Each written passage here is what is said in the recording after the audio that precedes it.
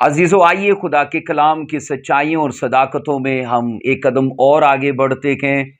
आज एंजल्स के लिए फिर से खुदा के फजल से हम सीखने के लिए खुदा की हजूरी में गए और एक और एंजल है हम जिस पर आज बाइबल में से बात करने जा रहे हैं। हमने खुदा के फजल से माइकल एंजल के बारे में पूरी डिटेल को सीख लिया है और आज हम खुदा के फजल से जब्राइल एंजल पर बात करेंगे। इससे पहले कि हम उसके मुताल्लिक कुछ जाने, आइए दुआ करेंगे ताकि रूल कुदस हमें इन सदाकतों और सच्चाइयों में सीखने के लिए हमें दानाई, अक्ल और फहम अता करे। ऐ कद्दूस खुदावंद तेरा शुक्र अदा करते हैं, तारीफ करते हैं खुदावंद आज के सच्चे खूबसूरत मौका के लिए जो तूने हमें दिया है। मैं खुदावंद यीशु तेरा ममसू होने के नाते खुदावंद इल्तिजा करता हूँ इस सदाकत और सच्चाई को खुदावंद शेयर करने के लिए, इसे बयान करने के लिए मुझे दानाई, फहम और खुदा रूह की तरतीब अता कर। और जितने खुदा इस वीडियो के वसीले से और जितने लोग यहाँ पर बैठ कर आज के इस सरमन को सुनने वाले हैं, यीशु मसीह के नाम में वो अपने विजडम में सेम ना रखें, अपने नॉलेज में सेम ना रखें और खुदावंद वो इलाही इकसाम जो तूने बाइबल के अंदर मुकर्रर की है खुदावंद, हम उनकी जानकारी में आगे बढ़ पाएं। खुदावंद अपने रूह को जारी कर, मुझे अल्फाज की तरतीब दे और खुदा मेरे ख्यालों सोचों को मसा कर और ये खुदा सरमन कई लोगों तक खुदावंद यीशु मसीह के नाम से पहुंच पाए और बहुत सी जिंदगियां इसके वसीले से सैराब हो। यीशु के जलाली कादर नाम से मांगते गए, आमीन।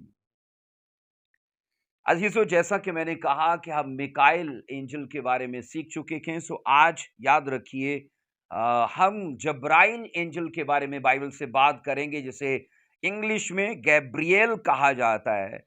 अजीजों, याद रखो कामूसुल किताब और दीगर मजहबी बुक्स के मुताबिक तमाम राइटर्स जो है ना मजहबी बुक्स के, वो गैब्रियल एंजल को भी याद रखो वो आर्क एंजल मानते हैं, मतलब उसे मुकर्रब एंजल मांगते हैं।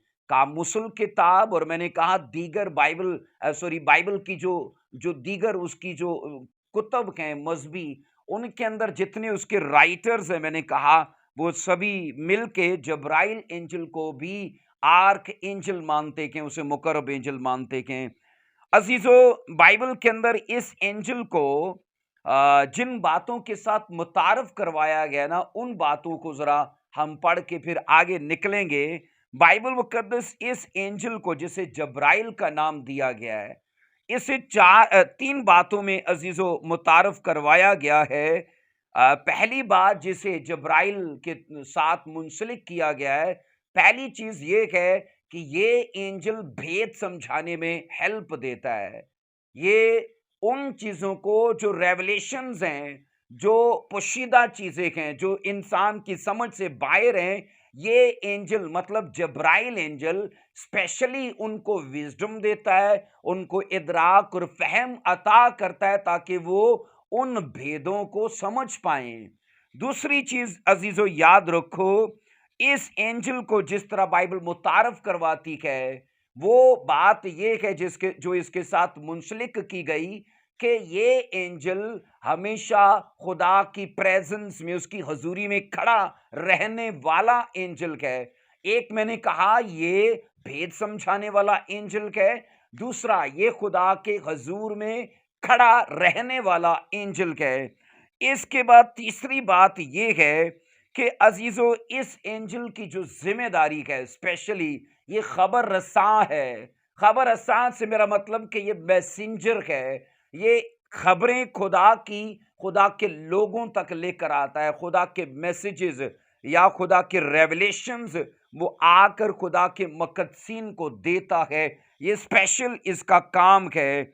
अजीजों, जब हम जब्राइल की या गैब्रियल एंजल की बात करते हैं, इसका याद रखो लफ्जी मतलब, अगरचे ये मैंने कहा अब्रानी नाम है और इसका लफ्जी मतलब ये है कि खुदा मेरी ताकत है या खुदा कादर है। इसके ये दो लफ्जी मैंने कहा मतलब है। पहला मैंने कहा खुदा मेरी ताकत है और दूसरा मैंने कहा कि खुदा कादर है। अजीजों, बाइबल मुकद्दस इस एंजल को बतौर मैसेंजर ज्यादा दिखाती है, क्योंकि जहां-जहां हम इसे पढ़ेंगे आगे जाकर, इसका ज़्यादा तल्लक आसमान से लोगों के पास खुदा का मैसेज लाने से तल्लक है। अज़ीज़ों, अगरचे मैंने कहा इसको खुदा के हज़ूर में खड़ा रहने वाला एंजेल कहा गया, तो भी मैंने कहा जो उलमा है इसे मुकर्रब एंजेल माइकल के पल्ले का, उसके बराबर का एंजेल मानते हैं। जैसे कि मैंने कहा दीन मसीहत के अंदर 3 मुकर्रब एंजेल्स का ख्याल पाया जाता है। एक माना जाता है लूसीफर को जो अब नहीं है, दूसरा माना जाता है जब्राइल को जो अब है, एक माना जाता है मुकर्रब एंजेल माइकल को जो अब है। तो मतलब दीन मसीहत में इन 3 एंजल्स को मुकर्रब माना जाता है। जबकि मैंने कहा बाइबल के अंदर अगरचे सिर्फ माइकल एंजल के साथ मुकर्रब एंजल आया है, लेकिन जब हम दानियल की किताब में पढ़ते हैं तो आपको पिछले पार्ट में याद होगा, हमने सीखा कि खुदा के हजूर में बेशुमार मतलब मुकर्रब फरिश्ते उसने कहा कि बहुत ज्यादा हैं।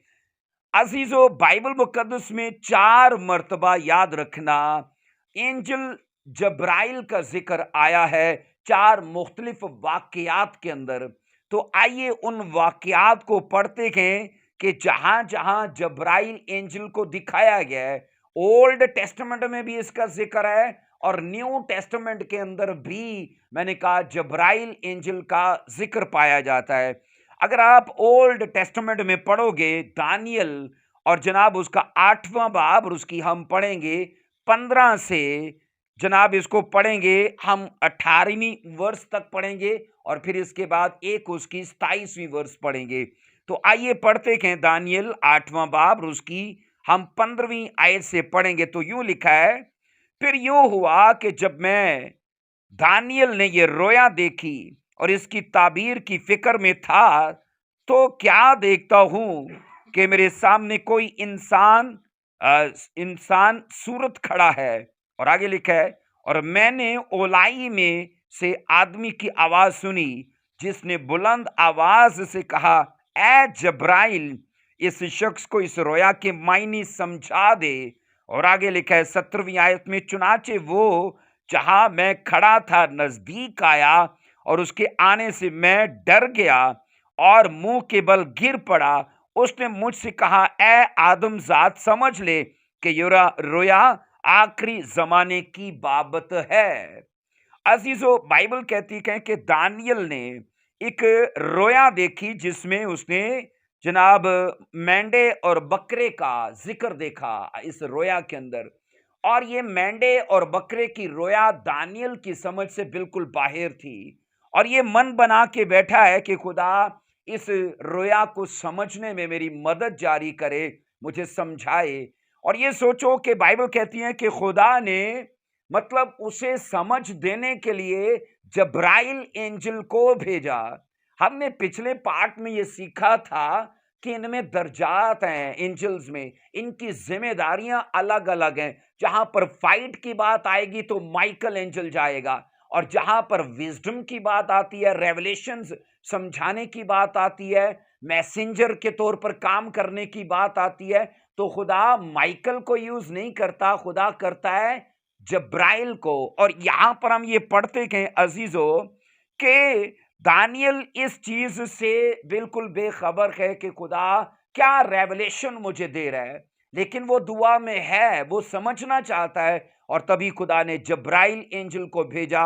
और ये देखो कि जब्राइल एंजल को ये कहा गया कि इस रोया का भेद इसे समझा दे। और लिखा है, उसने कहा कि ये सब बातें जो तू देख रहा है, जिन बातों को तुझ पर जाहिर किया गया है, इसका तल्लक आखिरी जमाने से है, मतलब हमारे जमाने से है।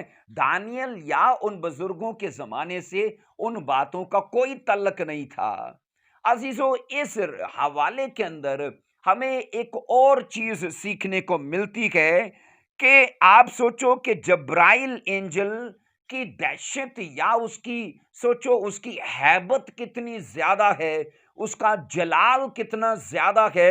क्योंकि यहां ये पढ़ा जाता है 17वीं आयत में कि दानियल जब्राइल की मौजूदगी से डर गया, उस पर हैबत छा गई, उस पर कपकपी छा गई, वो खौफजदा हो गया। मतलब इतना जलाल में और इतना लाइट से और इतना आग से भरा हुआ ये एंजल है कि जब दानियल पर खुदा की तरफ से ये रिवील हुआ, हम ये पढ़ते हैं कि इसकी प्रेजेंस को हम पढ़ रहे हैं कि एक मर्दे खुदा भी बर्दाश्त नहीं कर पाया और वो डर गया। नंबर 2 हम 17वीं आयत में पढ़ते हैं कि दानियल के अंदर खड़े रहने की सख्त नहीं रही। नंबर 1 मैंने कहा 17वीं आयत कहती कि वो डर गया, उस पर दहशत छा गई। नंबर 2 उसके अंदर खड़े रहने की सख्त नहीं थी, बल्कि वो मुंह के बल उसके सामने गिर गया। और इसके बाद जब आप 18वीं आयत में पढ़ते हो तो 18वीं वर्ष में यूं लिखा है, और जब वो मुझसे बातें कर रहा था, मैं गहरी नींद में मुंह के बल जमीन पर पड़ा था, लेकिन उसने मुझे पकड़कर सीधा खड़ा किया। इसका मतलब है दानियल सुध बुध में नहीं है। इसका मतलब यह है कि दानियल उस टाइम, बाइबल ये कहती है ना तो खड़ा रह सका और ना वो पीस में है, क्योंकि खौफ उस पर आ चुका है। और तीसरी चीज मैंने कहा, उसके ऊपर जनाब नींद का गलबा आ गया और वो एकदम से बेसुध हो गया। और तभी उस एंजल ने उसे पकड़ के उठाया, क्योंकि खुदा की तरफ से वो भेजा गया था कि जनाब उसे वो रेवलेशन समझाए। एक और चीज है 27वीं आयत के अंदर, आप सोचो जब एंजल दानियल का जब्राइल एंजल के साथ इनकाउंटर होता है, तो दानियल का जरा आप फिजिकली उसकी कंडीशन को देखो, वो फिजिकली किस कंडीशन में चला गया। हम 27 वर्ष में पढ़ते हैं तो ये लिखा है, बल्कि इसको 26 से पढ़ेंगे, 8 की 26 से। और ये सुबह शाम की रोया जो बयान हुई यकीनी है, लेकिन तू इस रोया को बंद कर रख, क्योंकि इसका इलाका बहुत दूर के अयाम से है। अभी तक एंजल दानियल से बातें कर रहा है और कह रहा है इसका तल्लक बहुत दूर के जमाने से है। और यहां पर अब दानियल का हाल देखिए, इस इनकाउंटर के बाद क्या उसका हाल होता है। 27 वर्ष में लिखा है, और मुझ दानियल को गश आया। गश से मतलब है कि वो एक दीवाना सा हो गया, उसे समझ नहीं है कि उसकी फिजिकली कंडीशन क्या हो गई, फकत जब्राइल के इनकाउंटर होने से। और आगे क्या लिखा है, और मैं चंद रोज तक बीमार पड़ा रहा, फिर मैं उठा और बादशाह का कारोबार करने लगा, और मैं रोया से परेशान था, लेकिन इसको कोई न समझा। अब यहां पर हम ये पढ़ते कि एक जनाब उस पर गश छा गया। नंबर 2 बाइबल कहती है वो कई रोज तक बीमार रहा। सोचो ना कि जब्राइल की क्या दहशत हो सकती है, जब्राइल की जनाब क्या हैबत, उसका क्या जलाल हो सकता है कि एक मर्दे खुदा भी जब उसके साथ मेल मिलाप करता है, उसका आमना सामना होता है उससे। नंबर 1 मैंने कहा वो डर गया, नंबर 2 मैंने कहा वो मुंह के बल गिर गया, नंबर 3 मैंने कहा वो सुध बुध में नहीं है, क्योंकि नींद का गलबा उस पर छा गया। नंबर 4 मैंने कहा उस पर गश के दौरे पड़ने लगे, गश उसे आने लगा। और नंबर 5 मैंने कहा जनाब वो कई दिनों तक बीमार हो गया। अब ये चीजें क्यों कर हुई हैं? इस वजह से कि उसका जलाल इतना ज्यादा है, उसकी वाइब्रेशन, उसकी हैबत, उसका खौफ, उसका डर इतना ज्यादा है। और बाइबल कहती है एक मर्दे खुदा भी, दानियल जिसको हम पढ़ रखे थे, वो उसके जलाल को बर्दाश्त नहीं कर पाया। इसके बाद अजीजों हम पढ़ते हैं आर्क एंजल गैब्रियल के बारे में, एक और कदम आगे निकलते हैं। कहा यह जाता है कि गैब्रियल एंजल जो है ये हमेशा विजडम और स्किल्स को ट्रांसफर करता है, ये इसकी बड़ी जिम्मेदारी है। मतलब हुनर को, महारत को, स्किल्स को और कई तरह के गुर को ये आगे ट्रांसफर करता है। ये विजडम को, अक्ल, फहम और इदराक को ये आगे मुंतकिल करता है। एग्जाम्पल मैं देता हूं एक वर्स में से, हम ये पढ़ते हैं दानियल और उसका 8वां बाब उसकी 16वीं आयत में लिखा है, जब्राइल इस शख्स को इस रोया के मायनी समझा दे। समझा दे मतलब उसे स्किल दे कि वो इस चीज को समझ पाए, उसे बाइबल कहती है विजडम दे, उसे फहम अता कर। अब ये जब्राइल उसको ये चीजें ट्रांसफर कर रहा है। आगे पढ़ते गए कि आर्क एंजल का दूसरी बार जब जिक्र आता है दानियल 9 बाब की 21 वर्ष में, दानियल 9वां बाब और उसकी 21 वर्ष में जनाब इसको पढ़ते गए तो यूं यूं लिखा है, हाँ मैं दुआ में ये कह ही रहा था कि वही शख्स जब्राइल जिसे मैंने शुरू में रोया में देखा था हुक्म के मुताबिक तेज परवाजी करता हुआ आया और शाम की कुर्बानी गुजराने के वक्त के करीब मुझे छुआ। और 22 वर्ष कहती है उसने मुझे समझाया और मुझसे बातें की और कहा, ए दानियल मैं अब इसलिए आया हूं कि तुझे दानिश और फहम बख्शूं। अब यहां पर इंग्लिश लफ्ज विजडम ही आया है कि मैं ये तुझे ट्रांसफर करने के लिए आया हूं।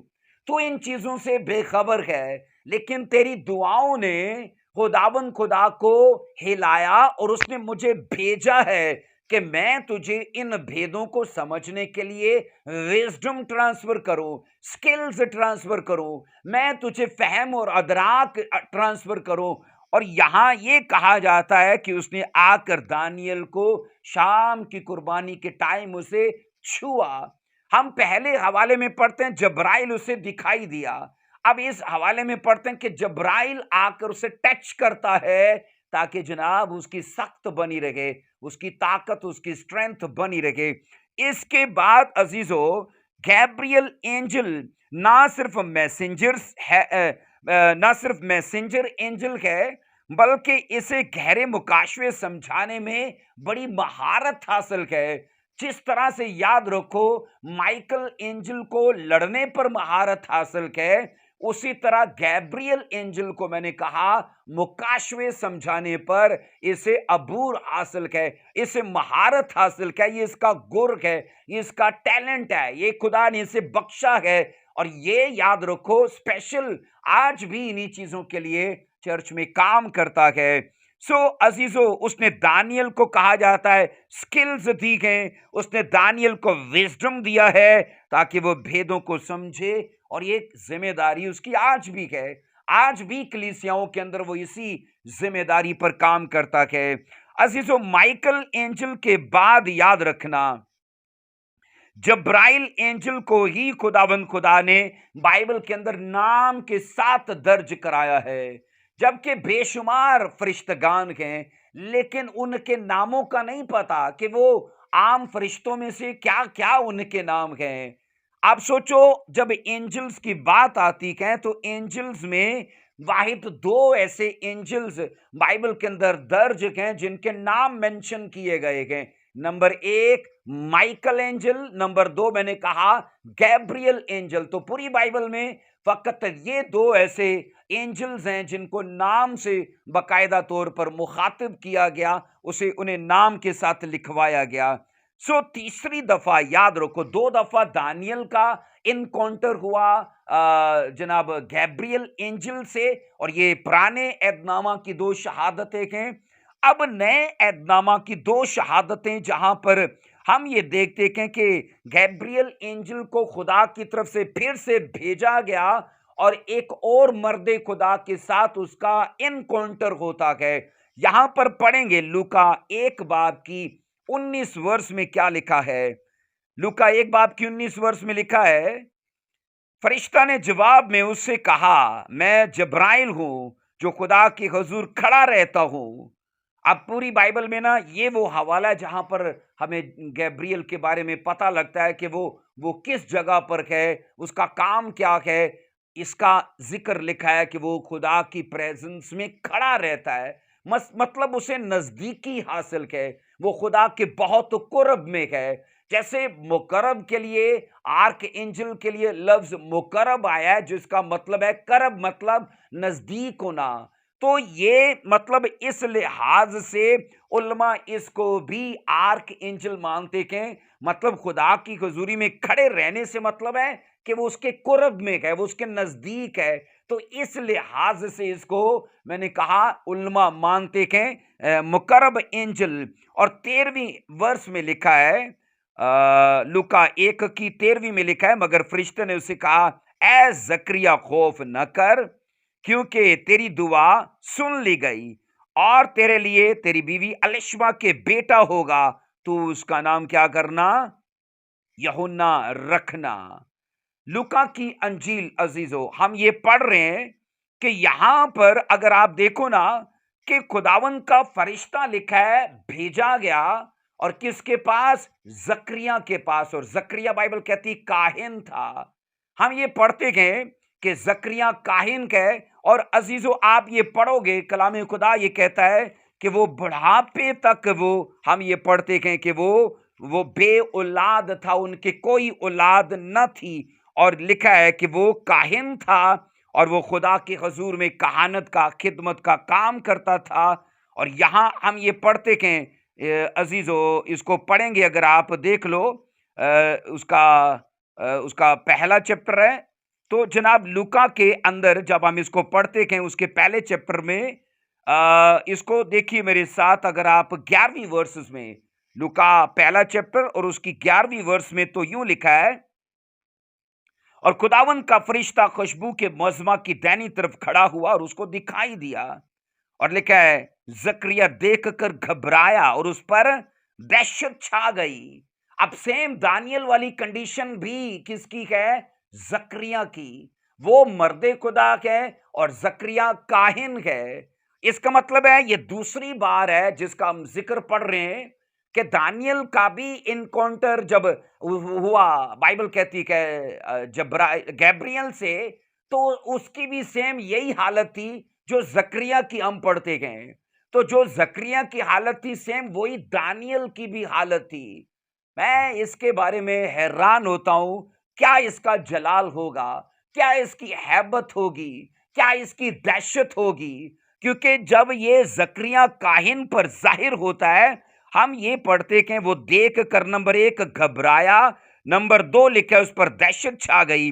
आगे 13वीं आयत में लिखा है, मगर उस फरिश्ते ने सिखाया है जकरिया खौफ न कर, लिखा है तेरी दुआ सुन ली गई और तेरे लिए तेरी बीवी अलिशबा के बेटा होगा, तू उसका नाम यूहन्ना रखना, और तुझे खुशी और खुरमी होगी और बहुत से लोग उसकी पैदाइश के सबब से खुश होंगे, क्योंकि वो खुदावंद के हुजूर में बुजुर्ग होगा। और लिखा है हरगिज ना मैं ना कोई और शराब पिएगा, और अपनी मां के पेट ही से रूह कुदस से भर जाएगा। बोलो आमीन। जकरिया के लिए ये मैसेज लेकर आया जब्राइल। और मैं यहां ये कहता हूं कि अगर आसमान से गुड न्यूज किसी के लिए रिलीज हो तो उसमें भी गैब्रियल एंजल का बड़ा किरदार होता है, क्योंकि इस परिवार के लिए गुड न्यूज अगर कोई लेकर आया तो वो कौन है? वो गैब्रियल एंजल है। और बाइबल कहती है बुढ़ापे तक इनके कोई औलाद नहीं है। और ये जकरिया और इसकी बीवी अलिशबा दोनों खुदा का काम कर रखे थे, रास्तबाजी की जिंदगी जी रखे थे। और बुढ़ापे में जब कुछ हो ही नहीं सकता, खुदावन के एंजल ने आकर जाहिर किया कि तेरी दुआएं, तेरी खिदमत, तेरी रास्तबाजी बोली, और खुदावन ने मुझे भेजा है कि मैं तुझे आकर मैसेज दूं, तुझे गुड न्यूज सुनाऊं। और गुड न्यूज ये है कि तेरे यहां बेटा होने वाला है, तो उसका नाम यूहन्ना रखना। और ये भी लिखा है कि वो बुजुर्ग होगा और जनाब इज़राइल को वो खुदा की तरफ रागब करेगा। और वो लिखा है कि एलिया की रूह उसके आगे आगे चलेगी, और खुदा एलिया की रूह में उसके आगे आगे चलेगा। और दीगर सारी नबूवतें हैं जो गैब्रियल एंजल के वसीले से जकरिया काहिन को दी गई हैं। सो अजीजों, हम यहाँ ये पढ़ते हैं कि 2 काम हुए। नंबर 1 के इस एंजल से मिलने के बाद वो घबरा गया, नंबर 2 उस पर दहशत छा गई।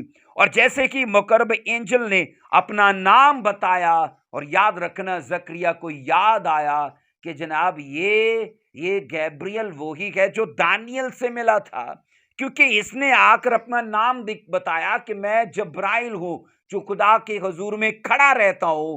तो याद रखना कि ये चूंकि काहिन था और शरीयत को जानता था, और उसे इस चीज का अंदाजा था कि ये वही एंजल है जो 490 साल पहले 490 साल पहले 7 हफ्तों की नबूवत का भेद लेकर दानियल के पास आया था और आज खुदा की तरफ से ये मेरे पास भेजा गया।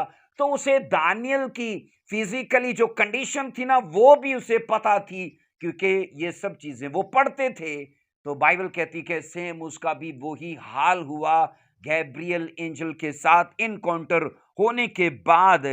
इसके बाद अजीजों, हम गैब्रियल एंजल की एक और बड़ी जिम्मेदारी को देखते हैं। हमने इस हवाले में लूका पहला बाप और उसकी 11 से नीचे 19-20 तक पढ़ा कि वो गुड न्यूज लाने में भी अपना किरदार अदा करता है। इसके बाद जरा एक और उसकी जिम्मेदारी पढ़ेंगे, लूका 1 की 26 और फिर 27 और फिर उसकी 28 और फिर उसकी 29। इन वर्सेस को पढ़िए मेरे साथ जरा। लूका 1 बाप और मैंने कहा उसकी 26 वर्ष से पढ़ेंगे। 6ठे महीने में जब्राइल फरिश्ता खुदा की तरफ से गलील के एक शहर में जिसका नाम नासरत था, एक कवारी के पास भेजा गया जिसकी मंगनी दाऊद के घराने के एक मर्द यूसुफ नाम से हुई थी और उस कवारी का नाम मरियम था। आगे लेकर उस फरिश्ता ने उसके पास अंदर आकर कहा, सलाम तुझको जिस पर फजल हुआ, खुदावन तेरे साथ है। और इस कलाम से बहुत घबरा गई और सोचने लगी ये कैसा सलाम है। फरिश्ते ने उससे कहा, ऐ मरियम खौफ न कर, क्योंकि खुदा की तरफ से तुझ पर फजल हुआ और देख तू हामला होगी, तेरे बेटा होगा तो उसका नाम यीशु रखना। वो बुजुर्ग होगा, वो खुदा ताला का बेटा कहलाएगा और खुदा उसके बाप दाऊद का तख्त उसे देगा और याकूब के घराने पर याकूब के घराने पर अब तक बादशाही करेगा और उसकी बादशाही का आखिर ना होगा। सब बोलो आमीन। अजीजों, इस हवाले के अंदर एक और चीज समझने की हमें जरूरत है कि जब भी मुकद्दसों की सलामती की बात आती है तो गैब्रियल एंजल अपना किरदार अदा करता है। क्योंकि हम ये पढ़ते हैं आते ही उसने मुकद्दसा मरियम को सलाम किया, उस पर हम पढ़ते हैं शालूम बोला, उसकी सलामती को चाहा। इसका मतलब हम ये सीखते हैं कि लूका 1:26 के मुताबिक जब्राइल एंजल दरअसल वो एंजल है जो मुकद्दसों की सलामती चाहने वाला एंजल है।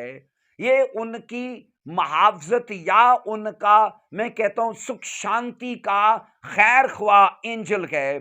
सो बाइबल ये बताती है अजीजों कि मुकद्दसा मरियम इस मैसेज के सबब से नंबर 1 क्या हुआ, 29 आयत कहती है वो घबरा गई। नंबर 2 क्या पढ़ा, सोचने लगी। और लिखा है नंबर 30 वर्ष में लिखा है कि उस पर खौफ छा गया और फरिश्ते ने कहा, ऐ मरियम खौफ न कर। अब यहां एक और चीज है, इसने खुदा के फजल का उसे यकीन दिलाया। मतलब कि खुदा ने तुझ पर ग्रेस किया है, खुदा ने तुझ पर दया की है। अजीजों, इन बातों के लिए स्पेशल याद रखो, गैब्रियल एंजल अपना किरदार अदा करता है और खुदा ने जहां जहां ग्रेस की बात करनी होती है, जहां जहां पीस की बात करनी होती है, गुड न्यूज की बात करनी होती है, मैसेज की बात करनी होती है, तो मैंने कहा वहां वहां गैब्रियल एंजल को आप किरदार अदा करते और काम करते देखोगे। सो अजीजों, आर्क एंजल गैब्रियल के लिए बड़ी इज्जत और फख्र की बात यह है कि तमाम नबियों में से बड़े नबी यानी यूहन्ना के लिए वो मैसेज लेकर आया उसके बाप के पास कि तेरे हां वो पैदा होने वाला है जो तमाम नबियों से बड़ा है। और ये सोच लो कि मुकद्दसा मरियम के लिए भी एक और बड़ी ऑनर और इज्जत की बात है कि उसके पास अब वो गैब्रियल एंजल आया जनाब, जिसने उसकी कजन, मतलब सोचो, जकरिया और अलिशमा के पास जो मैसेज लेकर गया वही गैब्रियल एंजल बाइबल कहती है मरियम के पास आया। और यहां पर ये सोचो कि गैब्रियल एंजल के लिए एक और इज्जत और बड़े रुतबे की बात यह है कि जनाब वो खुदा के इकलौते बेटे यीशु मसीह के मैसेज के लिए यूज किया गया। आमेन। मतलब जब जब याद रखना यीशु मसीह की विलादत का जिक्र आएगा तो गैब्रियल एंजल का जिक्र आएगा। जब जब यीशु के तजस्सुम की बात होगी, जब जब यीशु मसीह की विलादत की बात होगी, तो उसमें से हम गैब्रियल एंजल को अलग नहीं कर सकते। इसलिए अजीजों, एंजल्स खुदावन के कामों को आज भी कलीसियाओं के अंदर करते हैं। अगरचे वो नादीदा पर्सनैलिटी हैं, वो पोशीदगी में काम करते हैं। अगर वो चाहें तो अपने आप को जाहिर भी कर सकते हैं, लेकिन तो भी वो पोशीदगी में अपना काम करते रहते हैं।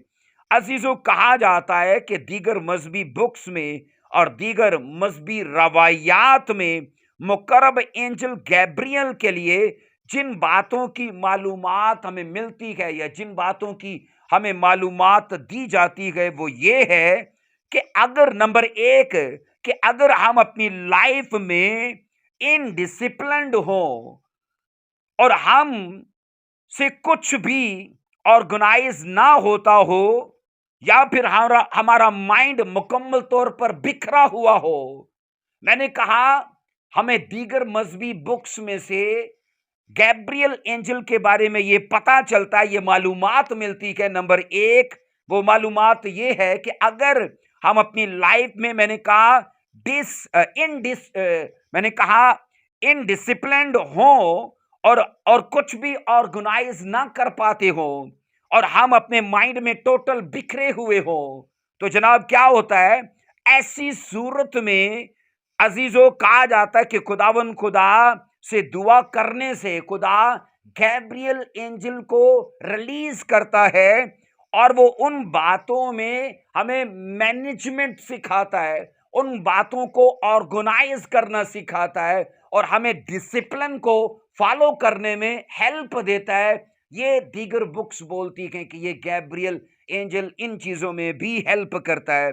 कहते हैं कि अगर हम में कोई मैसेज आगे कन्वे करना चाहता है, चाहे राइटिंग के थ्रू या चाहे टीचिंग के थ्रू, तो इसमें भी गैब्रियल एंजल हमें हेल्प देता है।